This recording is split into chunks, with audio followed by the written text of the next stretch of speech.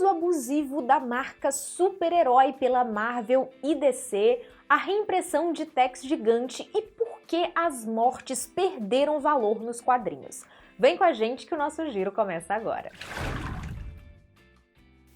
Este giro é um oferecimento da Mundos Infinitos, nossa parceira, um ótimo lugar para você comprar os seus quadrinhos, seja na loja online que entrega para todo o Brasil ou na loja física que fica em São Paulo. E vale lembrar, pessoal, que tudo isso que a gente comenta dos cupons da Mundos Infinitos valem também para a loja física para você que é aí de São Paulo. E a Mundos Infinitos já começou uma esquenta para o Dia das Crianças com a quinzena Kids Mundos Infinitos, que são descontos progressivos. Começa com 15% de desconto nas compras acima de R$ 99, 20% de desconto nas compras acima de R$ 169 e 25% de desconto mais frete grátis nas compras acima de R$ 259. Basta usar o cupom Quinzena Kids.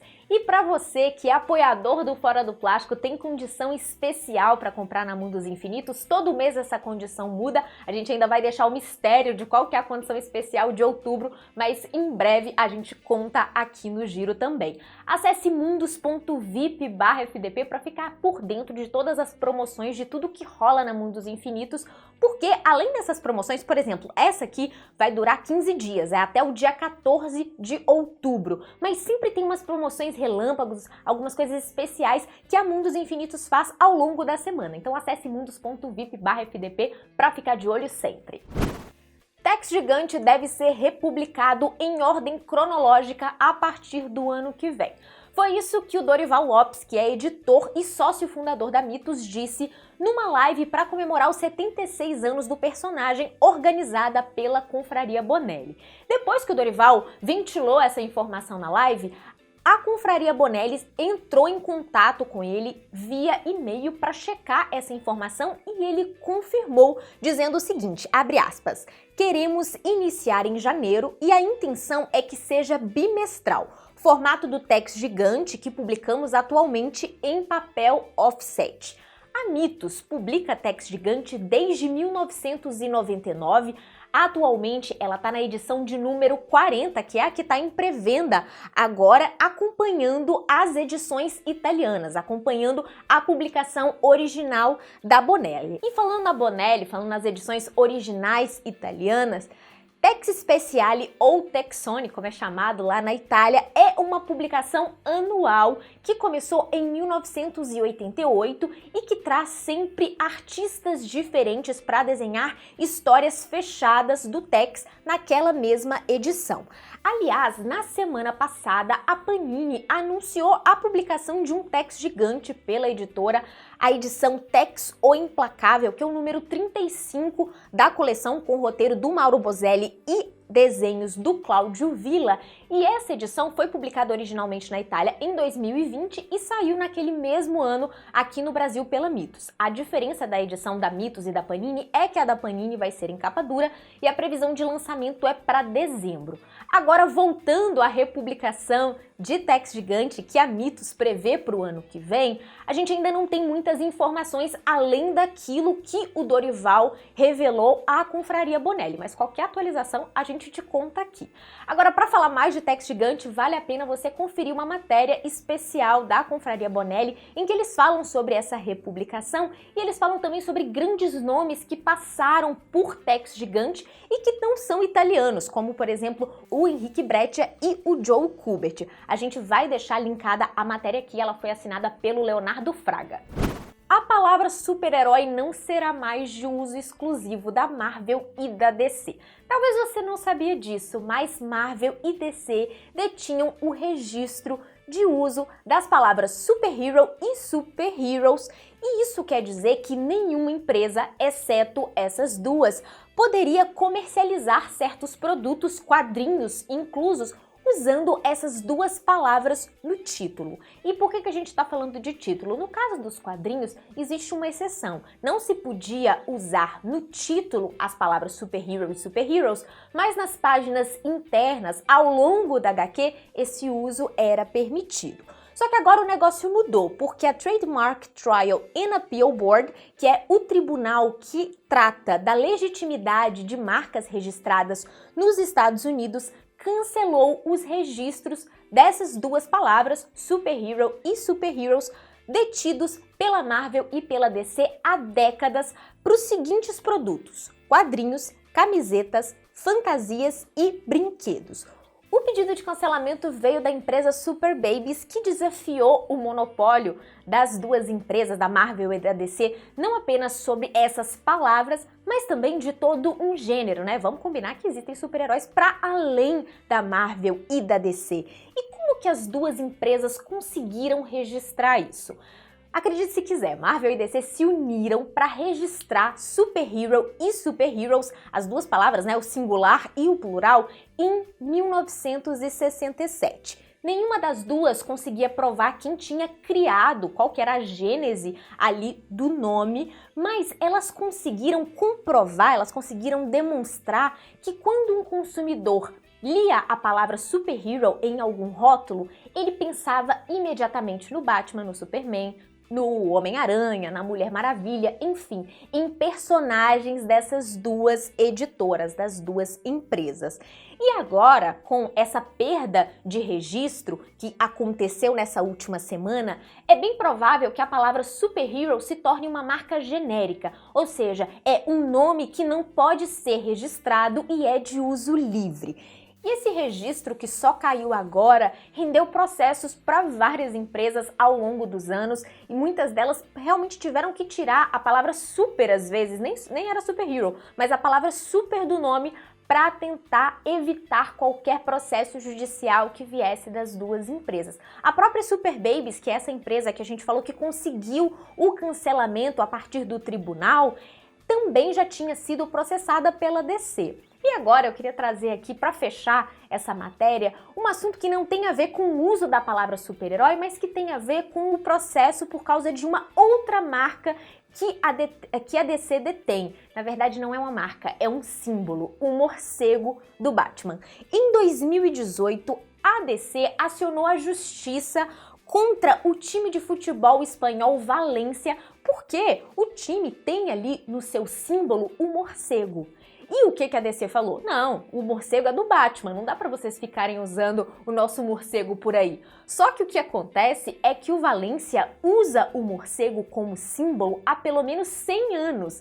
Então, muito antes, né, de Bruce Wayne ser de qualquer maneira relacionado ao animal. Depois de uns anos, DC e Valência chegaram a um acordo. O Valência agora pode usar o seu morceguinho em paz, mas esse é um bom exemplo de como pode ser abusiva essa questão das marcas e das patentes quando tratamos de Marvel e DC. Mafalda será finalmente publicada nos Estados Unidos. Em abril de 2025, a editora Elsewhere Editions vai lançar o primeiro de uma série de 5 volumes que compilam as tiras da criação de Kino, uma das personagens mais icônicas dos quadrinhos, mas que, acredite se quiser, nunca tinha sido publicada em solo estadunidense. Na verdade, a Mafalda já tinha sido publicada em várias línguas ao redor do mundo, inclusive o inglês. Só que essa é uma questão um tanto inusitada. A editora argentina Ediciones de la Flor, que é a editora original, vamos dizer assim, da Mafalda, traduziu e publicou em inglês a série Mafalda and Friends a partir ali do início dos anos 2000.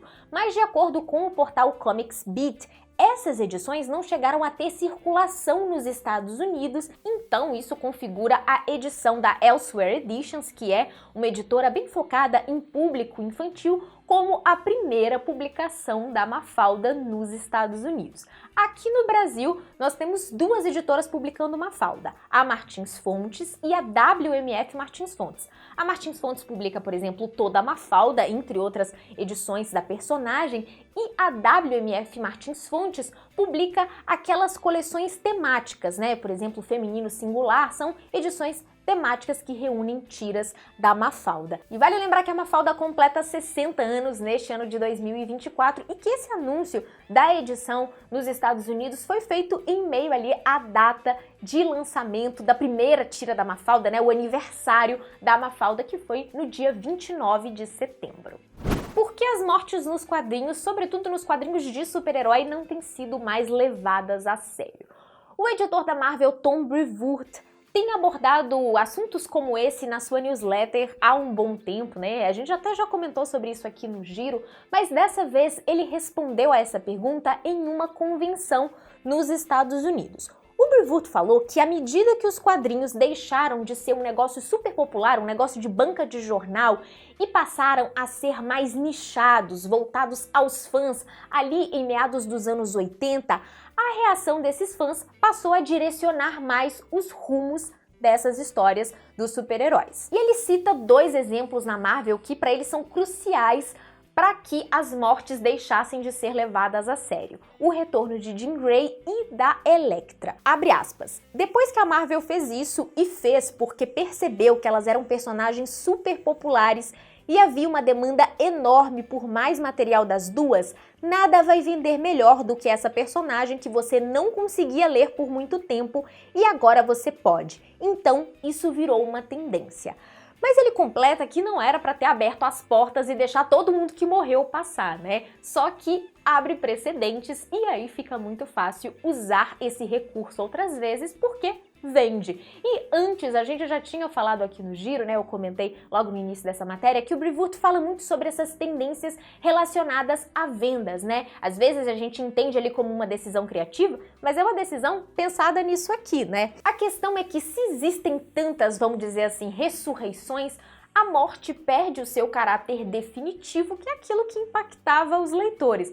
Um exemplo recente disso, para a gente concluir aqui, é a morte da Miss Marvel, né? Quando foi anunciada a morte da personagem, os leitores já estavam pensando, nossa, será que ela vai voltar como mutante? Porque o retorno já era garantido. Se você acha que só de Angoulême vive a França, é porque não faz ideia da quantidade de festivais e de premiações atreladas a eles que o país tem. Literalmente não tá no gibi. Agora, em outubro, no final de outubro, acontece um destes festivais super tradicionais. Dá pra dizer até que é o segundo festival mais tradicional depois de Angoulême, que é o Quai de Bulle, que acontece na cidade de Saint-Malo. Durante o evento, acontece uma premiação que funciona como termômetro para Angoulême no próximo ano.